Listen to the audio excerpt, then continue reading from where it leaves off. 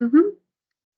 Tere ka siis minu poolt. Mina olen Birgit Pikk, olen Tallinna Linnaplaneerimisameti ehituslubade talituse ehitusprojektide spetsialist ning räägin täna nendest ehitustöödest, mis seonduvad korterelamute ümberehitamisega. Ehitamisel on mitut erinevat liiki nagu hoone püstitamine, laiendamine, ümberehitamine, tehnovõrgu rajamine ja muu ehitusega seonduv tegevus, mille tulemusel siis ehitis tekib või füüsikalised omadused muutuvad. Täna räägin eelkõige konkreetsemalt ümberehitamisest. Ümberehitamise all ei mõisteta üksikute ehitusosade väljavahetamist samaväärsete vastu, nagu näiteks kui plekkkatus hoonel vahetatakse pletkkatuse vastu või puitakna puitakende vastu, siis ei ole tegemist ümberehitamisega. Aga ümberehitamisena arvestatakse näiteks hoone piirdekonstruktsioonide muutmist, hoone kande ja egastavate konstruktsioonide muutmist ning tehnosüsteemide paigaldamist, muutmist või lammutamist, millega kaasnevad siis muudatused eelkõige hoone välissilmes. Ning edaspidi käsitlen siis neid ehitustöid, mis arvestatakse veel ümberehitamise alla. Korterelamu ümberehitamise puhul on ehitusseadustiku lisa 1 kohaselt nõutav ehitusteatise ehitusprojekti esitamine ja peale ehitustööde lõpetamist tuleb esitada siis ehitusseadustiku lisa 2 kohaselt kasutusteatise ehitusprojekt. Dokumendid esitatakse riiklikku ehitusregistrisse. Ehitusregistri kasutamise juhendid on leitav ehitusregistri kodulehel või kui on abi vaja, et siis saab pöörduda ehitusregistri kliendi toe poole. Ja kui ehitusloa puhul peab ehitusprojekti koostajaks olema kvalifikatsiooninõuetega isik, siis ehitisteatisega esitatud ehitusprojekti puhul ei ole see nõutav, kuid on oluline märkida, et ehitusteatises esitatud ehitusprojekt peab vastama määrus number 97 nõuded ehitusprojektile.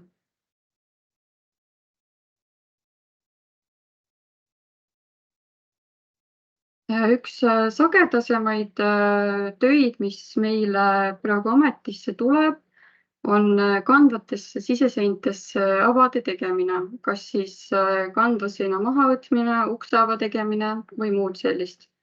Ja kas tegemist on kandva või mitte kandva seinaga, selle nagu väljaselgitamiseks me oleme soovitanud pöörduda ja konsulteerida erialaselt pädeva spetsialistiga, näiteks ehitusinseneriga, sest tegemist on sisuliselt väga konstruktiivse projektiga ning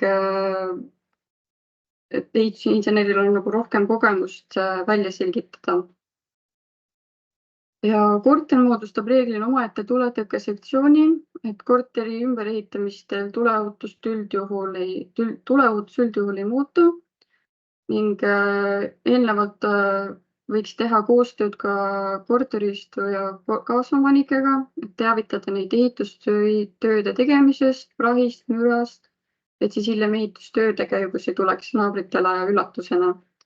Ja hiljem räägin ka korteriühistu kaasamisest meie menetlusprotsessi. Tihti esitatakse meile ka teatise projekte, kus laiendatakse korterit pööningule või keldrisse. See kvalifitseerub ümberehitamisena. Et kortermajas ehitatakse pööning välja, rajatakse sinna kas uued korterid või laiendatakse olemasolevaid korterid. Ja siis sellisel puhul tuleb esitada ehitusteatise ehitusprojekt. Pööningule või keldrisse eluruumide ehitamisel tuleb arvestada eluruumide nõuetega. Tagatud peab olema ohutus, sisekliima, loomulik valgus ja tihti satub meile projekte, milles on laiendatud korter pööningule või keldrisse, kuid neid ruume ei saa kasutusele võtta eluruumidena, sest ei ole tagatud eluruumide nõuded. Ning võetakse kasutusele abiruumidena ehk ruumidena, mis ei ole mõeldud alaliseks elamiseks.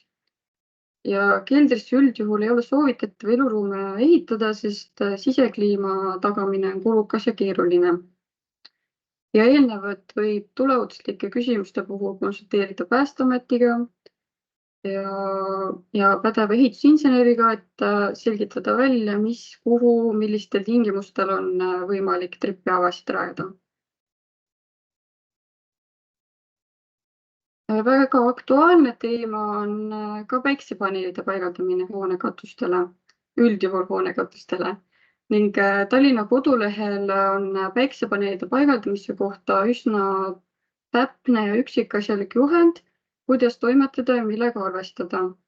Olulisemad teemad, mis projektis peaks olema lahendatud, on linnaruumiline sobivus.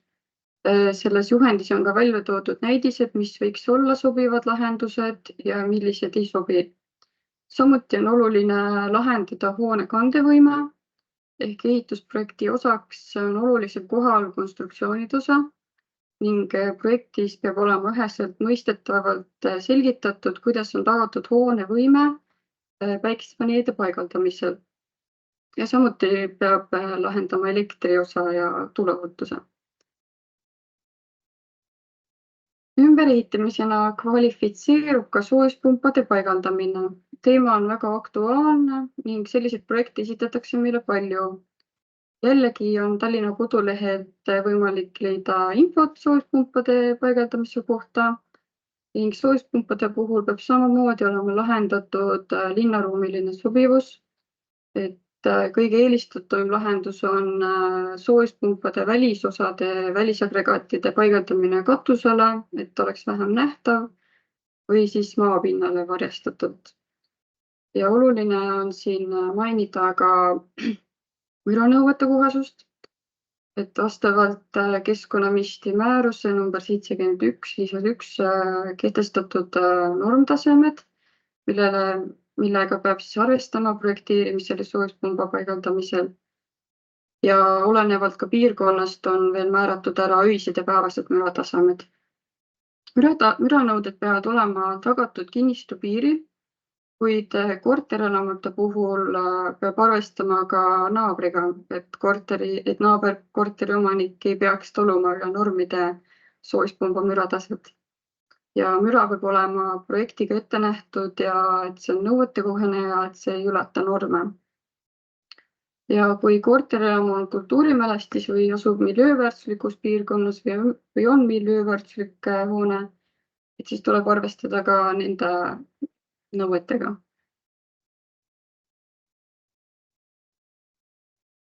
Tavapäraste töödena tehakse ka hoone välisseinte, katuse, sokli soojustamist ja ka pööningu väljaehitamist. Kui hoonet ise ei laiendata, on tegemist ümberehitamisega, aga kui juba muutub siin hoone kõrgus, siis on tegemist laiendamisega. Ja samuti on ümberehitamise alla mõistetakse rõdude kinniehitamist ja lotsade klaasimist, sest siis muutub hoone välisilma ja piirdekonstruktsioonid ning rõdude kinniehitamisel või lotsade klaasimisel ootame eelkõige terviklikku lahendust, et mitte üksikute rõdude kinniehitamist. Ja ümberehitamisena on ka veel lifti ehitamine, kui hoones ei ole lifti varem olnud, sest uue lifti ehitamine eeldab korralikku hoone konstruktsiooni ümberehitamist. Vastasel juhul ei ole võimalik lifti hoonesse ehitada ja kui lift ehitatakse väljapoole hoonet, siis on juba tegemist hoone laiendamisega. Korterelamute ümberehitamisel ei ole vaja projekteerimistingimusi, detailplaneeringut, küll aga kui kinnistul on kehtiv detailplaneering, et siis tuleb järgida detailplaneeringust tulevaid nõudeid ja alati tuleb järgida üldplaneeringust tulevaid nõudeid. Ja me soovitame ikkagi, et valige projekti koostajaks asjatundlik projekteerija, et mida asjatundlikum projekteerija on, seda sujuvamalt läheb menetlusprotsess. Ja siin veel võiks mainida, et kui te võtate projekteerija ja esitatakse ehitusteatis ja ehitusprojekt, siis soovitame, et siis korteriühistut kaasatakse ka registris taotlejana, et siis on võimalik teil seda menetlusprotsessi ehitusregistris vaadata ja saada ülevaade.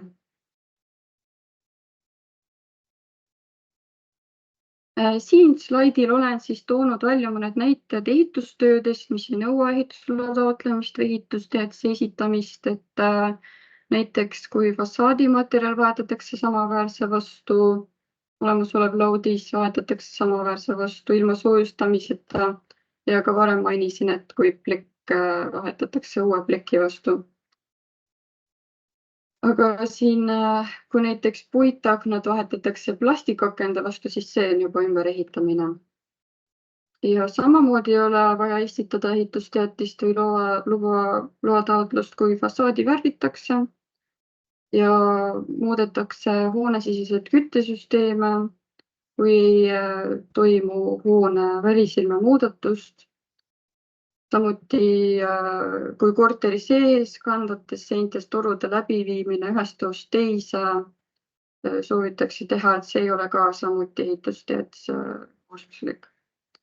Ja eelkõige on ehitusteatise esitamine siis kohustuslik, kui tehnosüsteemide muutmisega kaasnevad hoones välisilmelised muutused, näiteks kui korteri välisseintesse tehakse ventilatsiooni jaoks need pressklapid. Ja samuti ei pea kergseinte ja mittekandvate seinte eemaldamisel ehitusteatist esitama.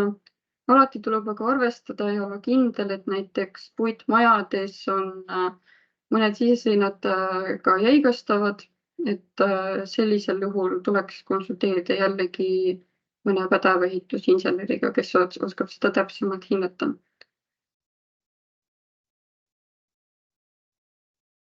Ja kui ehitustegevus ei ole teatise või loa kohustuslik, see ei tähenda, et ehitada võib nii, nagu ise soovib, et ehitamisel peab arvestama kehtivaid nõudeid, ohutuse ja planeeringulisi nõudeid, samuti naabriõigusi. Ja kui soovitakse muuta andmeid registris, kas siis neid uuendada või kaasajastada, et siis ja ei tehta ehitusteatise või loa kohustuslikke ehitustöid, et siis selleks on võimalus esitada andmete esitamise teatis. Natuke räägin ehitusprojektist. Ehitusseadustiku kohaselt tuleb ehitada ehitusprojekti kohaselt, järgida ehitise ja ehitamise kohta kehtivaid nõudeid. Ehitusprojekt peab olema koostatud selliselt, et see on loetav, vastuoludeta, arusaadav ja üheselt mõistetav. Ja projekti koostamisel soovitame pöörduda pädeva projekteerija poole jällegi. Ja ehitusprojekti koostamisel tuleb lähtuda kõikidest kehtivatest normdokumentidest, standarditest, seadustest, määrustest ning kui ehitusloa taotlust või ehitusteatist ei ole vaja esitada, kui tehakse selliseid ehitustöid, siis ehitusprojekt ei pea vastama nõuded ehitusprojektile, kuid meil on linnaplaneerimisametis riikliku järelevalve ja päris palju tuleb kaebusi, et korteris tehakse ehitustöid ja kui järelevalve objektiga tegelema hakkab, siis tuleb kohe küsimus, kas ehitustöödeks on luba või teatist vaja esitada või mitte. Ja siis selleks esimeseks indikaatoriks või väljaselgitamiseks on ehitusprojekt, et mille järgi saab seda hinnangut anda. Et selleks ehitusprojekt ette nähtud on.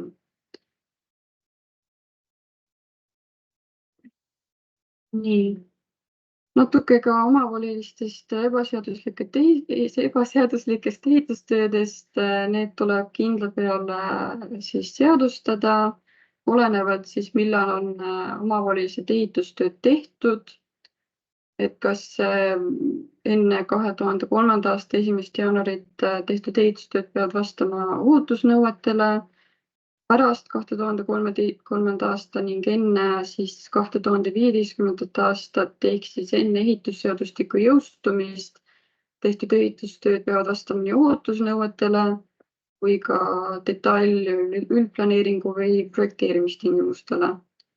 Ja ehitusohutuse hindamiseks võetakse aluseks ehitusprojekt ja kui ehitusprojekt puudub, siis võetakse ohutuse hindamiseks ehitise audit. ning kui ehitustööd on tehtud pärast ehitusseadustiku jõustumist ehk pärast 1. juulit 2015, siis tuleb esitada nõuetekohane ehitusluba või teatis ning ehitusprojekt läbi ehitusregistri. Nii, natuke menetlusprotsessist, et ehitusprojekt ning ehitusluba või teatis tuleb esitada läbi riikliku ehitusregistri ja menetlusse kaasame me erinevad ametid vastavalt siis projektis kavandatud ehitustöödele, näiteks Päästeameti looduse hindamiseks, Keskkonnakommunaalamet tehnosüsteemide hindamiseks ja meie ametipiirkonna arhitekt arhitektuurse sobivuse hindamiseks. Ehitusregistri kaudu kaasame ka korteriühistu. Kui meile esitatakse teatis, siis meie kaasame korteriühistu kaudu nii-öelda kõik korteriomanikud. Meie saadame siis teate korteriühistule ning korteriühistule on kohustus teade edastada kõigile korteriomanikele olenevalt sellest, kuidas siis korteriühistus on teadete jagamine ette nähtud. Siis on võimalus korteriühistul ja korteriomanikel esitada arvamust projekti kohta. Palume mitte segamini ajada, et ameti küsi korteriühistu ja korteriomanike kooskõlastust, vaid arvamust. Et selleks, et meie saaksime projekte kooskõlastada, ei ole meil vaja nõusolekut või kooskõlastust. Et meie vaatame arvamused läbi, mis esitatakse ning vajadusel edastame arvamused siis projekteerijale. Ja mida korralikum on ehitusprojekt, seda kiiremini läheb ka menetlusprotsess. Siin võiks veel välja tuua, et ehitusteadused kehtivad 2 aastat. Kui 2 aasta jooksul ehitusteaduse väljastamisest ei jõuta ehitustöödega valmis, siis tuleb esitada uus ehitusteaduse nõuetekohane ehitusprojekt. See on siis minu poolt praegu kõik.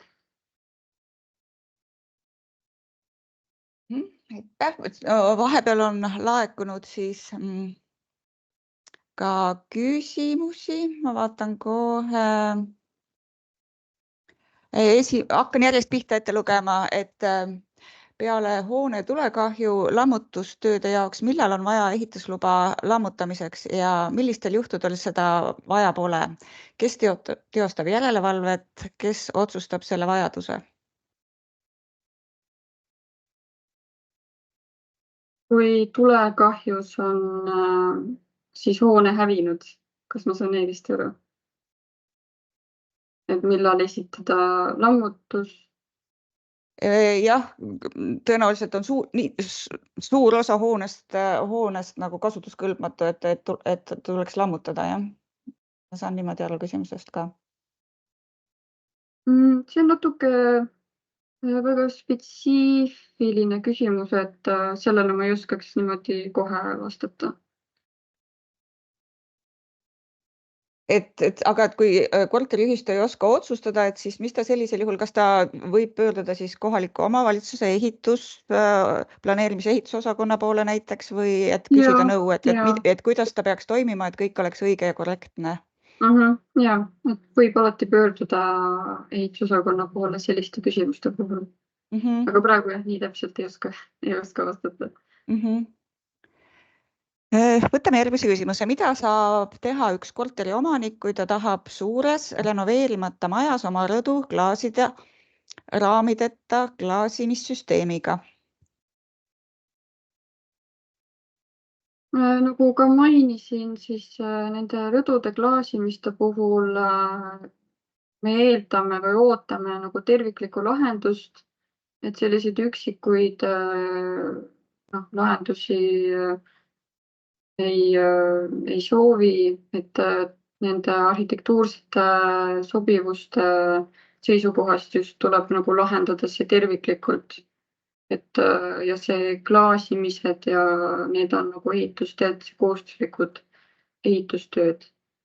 Aga meid üksikuid neid rõdusid kui terves majas on rõdud, et üksikud klaasitakse, et see üldjuhul ikkagi esitatakse tervikud lahendused. Selge. Järgmine küsimus on, et mis on naabri õigus, kas saab täpsemalt sellest rääkida? kus ei oleneb, mis siin täpsemalt või mis täpsemalt küsimus on, et eks ehitamisel ei tohi ikkagi neid naabriõigusi nagu riivata, et ei tohi tekitada kahju naabrile või siis ühisvarale, et noh, sellest nagu täpsemalt ei oskaks nagu praegu kommenteerida. Et need on õigusaktist tulenevad siis tegelikult nõuded, et kuidas siis naabrid omavahel peaksid käituma. Ja kas siis korteriühistu ja korteriomanik korteriomandite seadusest. Nii, kui fassaadis on projekti järgi vineerdetailid, vot nüüd ma läksin.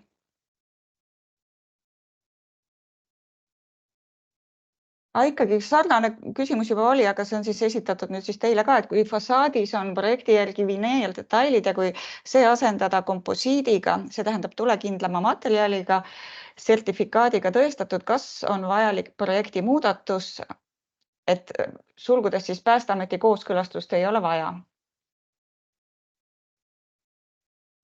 Kui ehitusteatises esitatud ehitusprojektis on siis ette nähtud üks materjal kui välisfassaadis siis ja siis ehituse käigus tuleb ette, et see materjal nagu tahetakse vahetada, siis on nagu justkui välisilme muutmine ja see tuleks siis eelnevalt piirkonna arhitektiga siis läbi arutada, et kas see on nagu sobiv, kas tema nõustub sellega ja siis hiljem kas siis kasutusteatise menetluses tuleb esitada siis nõuetekohane muudatusprojekt piirkonna arhitekti kooskõlastusega.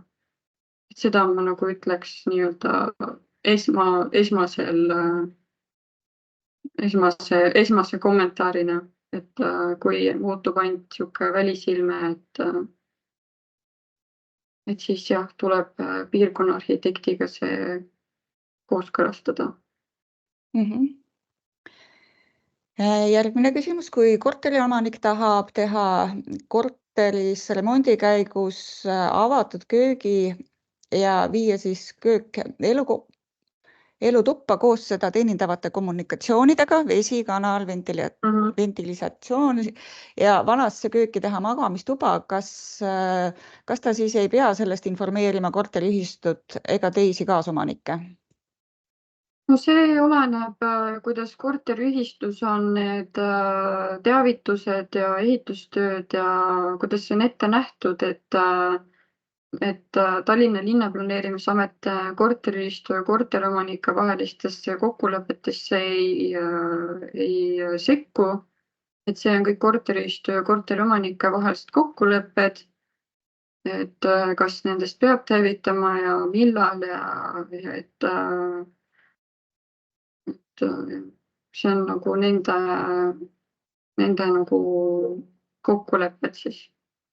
Siit muidugi ei tule ka välja, et kas tegemist on siis kandva seinaga või mitte kandva seinaga, et tõenäoliselt ja tegelikult vist ei saa ka alati eeldada, et kõik korteriomanikud teavad, millised seinad neil on kandvad seinad, et mulle tundub see teavitamine ei teeks küll kahju ja kindlasti. Kui kandvasse seina tehakse ava ja kui on kindel, et see on kandev sein, siis see on juba ehitusseadustiku mõistes ümberehitamine, see nõuab ehitusteatisest projekti.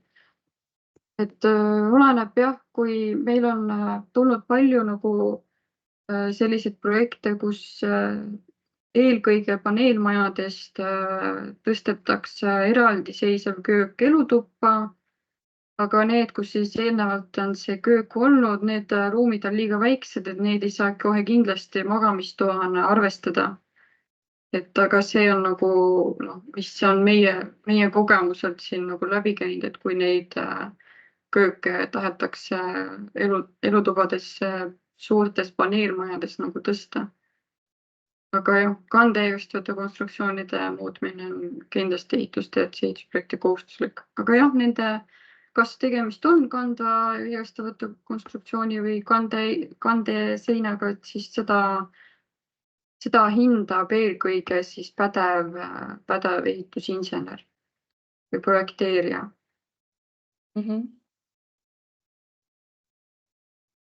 Nii, siis, et mida saab korteriühistu teha siis, kui ta avastab korteris kandva seina lammutamise? Kui on kahtlus, et kandvat seina on lammutatud ja selle kohta ei ole esitatud ametile ehitusteatist või ehitusprojekti, et see on täiesti omavoliliselt võetud maha, et siis tuleks teavitada meie ameti järelevalveosakonda. Siin on siis vist sellele samale nagu lisaks kirjutatud veel, et kandva seina jaoks on olemas projekt, kuid peale korteri müüki ei anta uuele omanikule üle dokumentatsiooni kommunikatsioonide kohta ja avariide korral ei tea keegi, kus asuvad need kommunikatsioonid, et kes ei anna üle, et ma tegelikult hästi. Siis korteriomanik ei anna uuele korteriomanikule üle või? Vot ei saagi aru, jah. Aga kui on projekt olemas, siis ta tegelikult on ju, peaks EHR-is olema ka ju failid üles laetud, et alati on võimalus neid projekte EHR-is vaadata või siis, kui on väga vanad projektid, umbes 2016 aasta või 2015, et siis tihti on ka neid projekte leitav meie arhiivis. Et uuemad, mis tänapäeval listatakse, need lähevad kõik loomulikult ehitusregistrisse ülesse, aga jah, et vanemad on tihtipeale arhiivis. Nii, aga mulle tundub jah, et siin vist, et see projekt on jälle täiendus, et ta on kommunikatsioonide kohta, tegelikult see projekt ei olegi, aga et siis ongi täpselt see, et kui projekti ei ole, siis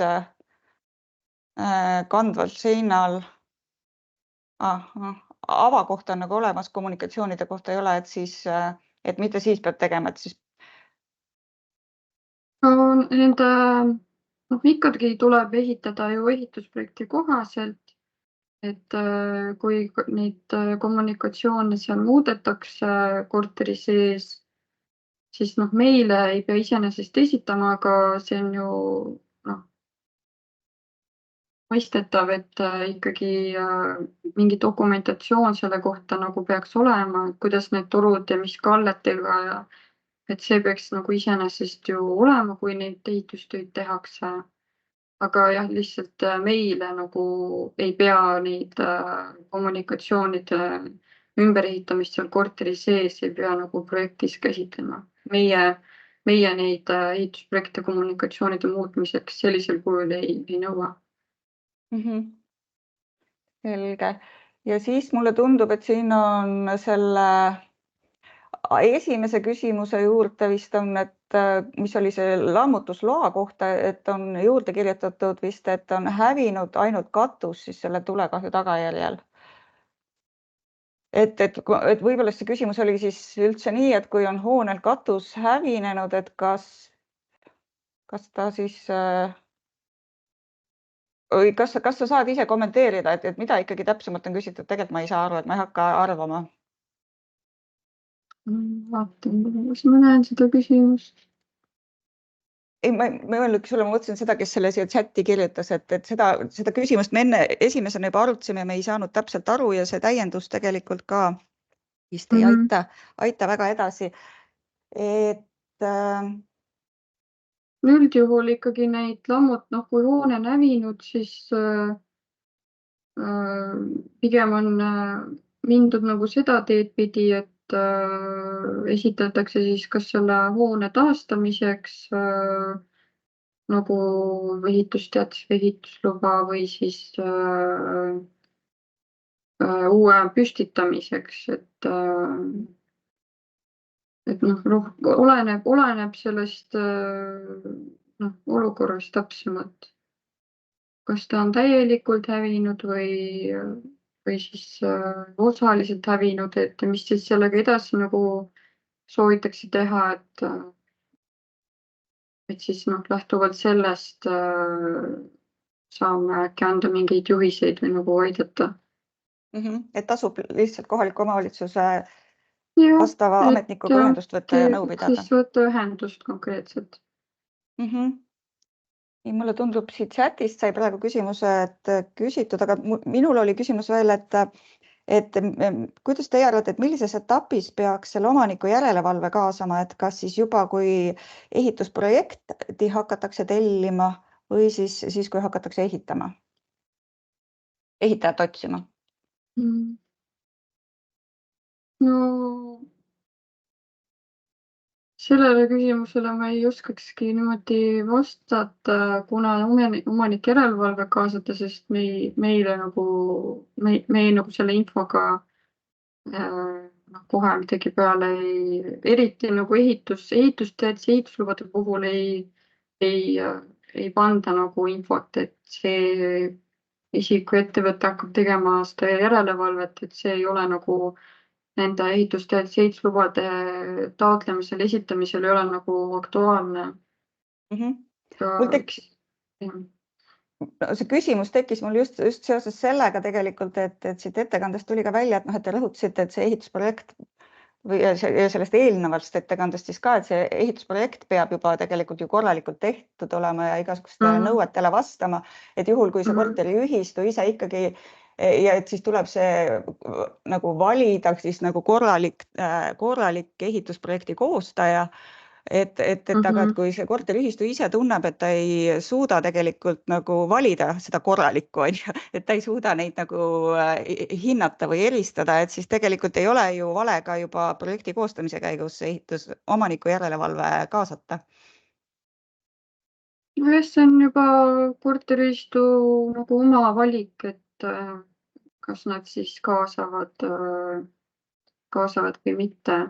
Et mina isiklikult ei ole nagu sellise teemaga nii täpselt kokku puutunud, et millal see omanik, kas ja millal, et need omaniku järelevalvet nagu kaasatakse. Et kui on näiteks väga kõrge kortermaja, näiteks üle 30 meetri, siis selliste projektide puhul tuleb teha ehitusprojekti ekspertiis. Et siis ekspertiis ka nagu selgitab välja, kas on mingi puuduseid või siis nagu tehakse selline täiendav kontroll, millest mina olen nagu kuulnud, aga kas ekstra omaniku järelevalve kohta, et seda ma ei oska öelda, et see on nagu korteriühistu enda siis otsus, enda valik. Mulle tundub see nagu võimalusena, et kui see ehitusprojektide nagu kvaliteet ikkagi on aeg-ajalt nagu kõigub või on liiga madal, et siis see tundub nagu lahendusena võib-olla, et kaaluda. Ja. Nii, ma vaatan, kas on küsimusi. Rohkem siit ei ole küsimusi tulnud ja ei ole ka keegi kätt tõstnud. Et siis suur aitäh, Birgit.